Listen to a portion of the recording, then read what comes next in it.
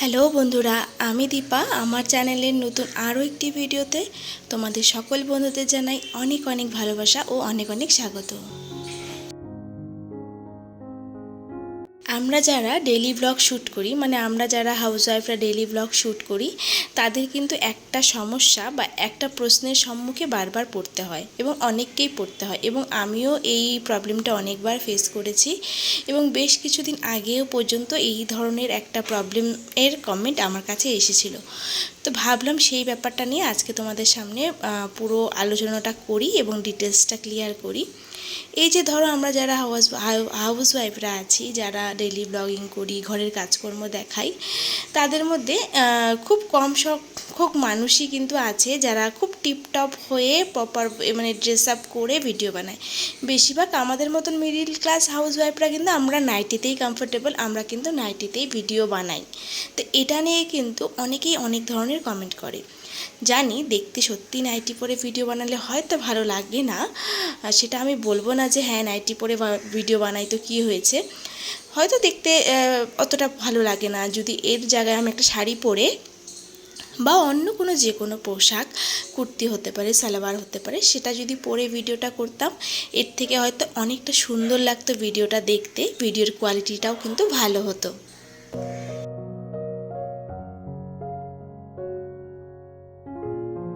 তো এই নিয়ে আরও আলোচনা একটু পরে করছি। তো এখানে আমি কিচেনে আসলাম, মেয়ের জন্য স্কুলের টিফিন তৈরি করব। আগের দিন বলে রেখেছিল যে চাউমিন নিয়ে যাবে, ওই যে চাউর প্যাকেটগুলো হয় না সেগুলো, তো সেটাই আমি মেয়ের জন্য রেডি করছিলাম, স্কুলে টিফিনে দেব।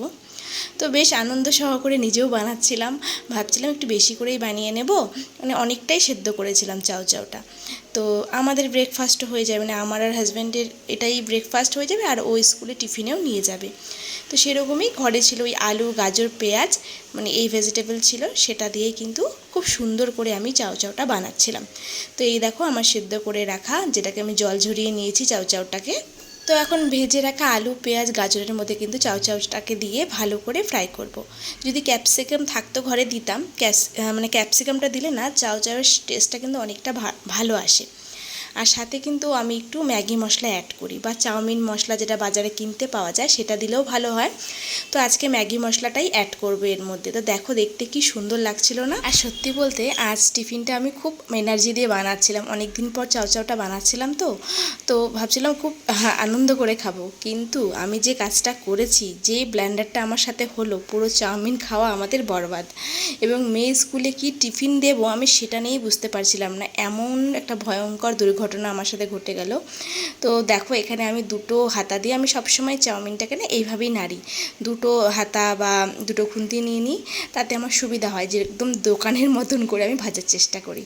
আর এই যে সোয়া সসটা দিতে গিয়ে হয়েছে গন্ডগোল, ভালো করে ভিডিওটা ফলো করলে তোমরা দেখতে পাবে। এখানে সোয়া সসটা পড়ছিল না বলে আমি একটু বেশি জোরে প্রেশার করে ফেলেছি, আর দেখো পুরো সোয়া সসটা পড়ে গেছে। ব্যাস এখন কি করব, আমার মাথায় আর কিচ্ছু আসছিল না তখন, মানে এতটা, মানে প্রায় অনেকটা পরিমাণ সয়া সস পড়ে গেছে এর মধ্যে। আমি কোনো রকম, দেখতেই পাচ্ছ যে আমি কিভাবে তুলছি, মানে যতটা বাঁচানো যায়, কিন্তু তবুও আমি সেইভাবে বাঁচাতে পারিনি। মানে কি বলবো, পুরো কালো হয়ে গেছে সম্পূর্ণ চাউমিনটা। তো যাই হোক, যতটুকু পেরেছি ওর মধ্যে বাঁচিয়ে কুচিয়ে যেটুকু ভালো ছিল সেটুক মেখে টিফিনে প্যাক করে দিয়েছি, আর বাকি চাউমিনটা মনে করো বরবাদ। খেতে কিন্তু খারাপ হয়েছিল না, খেতে টেস্ট কিন্তু মোটামুটি ঠিকই ছিল, একটু মানে একটু তিটকুটে ভাব লাগছিল, কিন্তু মেয়েকে তো আর ওটা স্কুলে দেওয়া যায় না, তো ওকে অনেকটা সাইড থেকে দিয়েছি, আর বাকিটা আমরা যতটুকু খেতে পেরেছি খেয়েছি, নাহলে বাকিটা কিন্তু ফেলে দিয়েছি আর কি।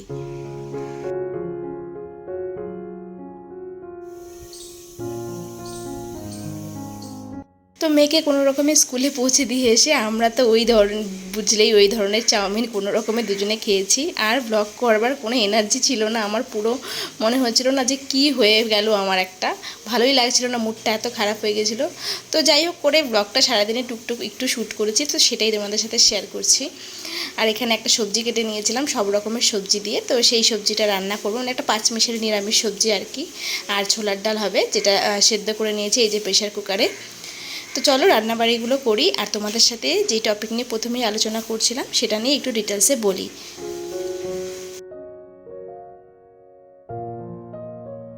আমরা যারা মিডল ক্লাস ফ্যামিলি থেকে বিলং করি তাদের কিন্তু বেশিরভাগ বাড়িতেই কিন্তু কোনো রকম হেল্পিং হ্যান্ড থাকে না। আমরা কিন্তু পুরো সংসারের কাজকর্ম একাই করি। তার মধ্যে যে গরম, এখন দিনকে দিন কিন্তু গরম প্রচণ্ড পরিমাণে বাড়ছে, রোদের তাপ এত, সেই গরমে শাড়ি কুর্তি বা সালোয়ার পরে কাজ করতে কিন্তু খুব অসুবিধা হয়। আমি তো একদমই পারি না। আর যারা একবার নাইটি পরে সেই নাইটির কমফোর্টেবল জিনিসটা বুঝে গেছে তাদের কিন্তু আরোই অসুবিধা হয় অন্য কোনো পোশাক পরতে। তো সেই জন্য নাইটিটা যখন একবার পরা স্টার্ট করে দিয়েছি, আর নাইটি পরে কাজ করতে সারাদিনের কাজকর্মগুলো করতে কিন্তু প্রচুর কমফোর্টেবল ফিল করি। আর একা হাতে সংসারের সব কাজ A to Z সামাল দেওয়া, একটা সংসারে কিন্তু একটা দুটো কাজ থাকে না, প্রচুর কাজ থাকে। সব কাজ সামাল দিতে কিন্তু একটা যদি কমফোর্টেবল তুমি নিজে না থাকো তাহলে কাজগুলো কিন্তু তাড়াতাড়ি হবে না। আর আমরা যেহেতু ব্লগ শ্যুট করি, আমাদের তো তাড়াহুড়ো মনে হয় যেন আরেকটু বেশিই থাকে। তো সেই জন্য আমি নাইটিতে কমফোর্টেবল বলেই কিন্তু নাইটিতে শ্যুট করি। চেষ্টা করলে হয়তো করতে পারবো অন্য কোনো পোশাকে ভিডিও, কিন্তু খুব কষ্ট হবে আর কি, এই গরমে তো অনেকটাই কষ্ট হবে। বেশ কিছুদিন আগে আমার কাছে একটা কমেন্ট এসেছিল যে আপনার বাড়িতে কি কাপড়ের অভাব, একটা ওড়না নিয়ে তো অন্তত ভিডিও করতে পারেন। তো আমরা যেহেতু ডেলির কাজকর্মগুলো ভিডিওতে দেখাই, সেক্ষেত্রে একটা ওড়না গায়ে দিয়ে নিয়ে ভিডিও করা কিন্তু কাজ করা, ডেলিকার রোজকার রান্না বাড়ি, ঘর মোছা, কাপড় কাচা, ক্লিনিংয়ের কাজ, এগুলো কিন্তু একটা ওড়না নিয়ে গায়ে করতে কিন্তু খুব কষ্ট হয়। বারবার ওড়নাটা পড়ে যাবে, তুলবো, তো সেটা কিন্তু খুবই কষ্ট হয় এবং কাজের কিন্তু খুবই দেরি হয়। তো সেক্ষেত্রে আমি ওড়নাটা নিয়ে কী করে কাজ করব? আমি তো পারি না। জানি না তোমরা কে কে পারো। তো সেই জন্য আমাকে উনি এইভাবে একটা কমেন্ট করেছিলেন, যে যদিও আমি রিপ্লাইয়ের কিছু দিইনি, হয়তো ওনার চোখে দৃষ্টিকটু লেগেছে বলেই ব্যাপারটা বলেছে। তো সেটাই হচ্ছে কথা, কিন্তু আমার পক্ষে সম্ভব না যে একটা ওড়না নিয়ে আমি সারাদিনের কাজকর্মগুলো করতে থাকবো। অনেকেই দেখবে যে ফিতেওয়ালা নাইটি, হাঁটুর পর্যন্ত ড্রেস বা শর্ট প্যান্ট, দেখবে হট প্যান্ট বা শর্ট যে সমস্ত হয় না হাঁটুর উপরে প্যান্টগুলো, সেগুলো পরে একদম ফিতে বাঁধা টপ পরে কিন্তু ডেলিকার কাজ করছি।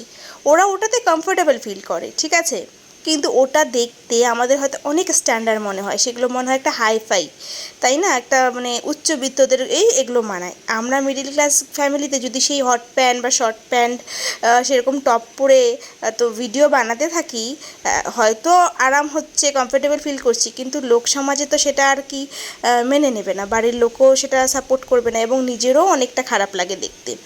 যেহেতু আমরা এই সমস্ত ড্রেসে অভ্যস্ত নই, তো দেখতেও খুব একটা ভালো লাগবে না এবং নিজের কাছেও অস্বস্তিকর হবে। সেই জন্য যেটাতে আমরা কমফোর্টেবল, আমরা যেরকম ছোট থেকেই বা যখন থেকে বিয়ে হয়েছে নাইটিতে পরেই কমফোর্টেবল, তো নাইটিতেই আমি কিন্তু ব্লগ শ্যুট করি। তো দেখো, তোমাদের সাথে গল্প করতে করতে রান্না হয়ে গেছে। আজকে রান্না করেছিলাম ছোলার ডাল, টমেটোর চাটনি, অল্প করে করেছিলাম টমেটোর চাটনিটা, আলু ভাজা আর একটা মিক্স সবজি। তোমাদের সাথে কাজকর্ম গল্প করতে করতে সমস্ত কাজকর্ম কিন্তু সেরে নিয়েছি।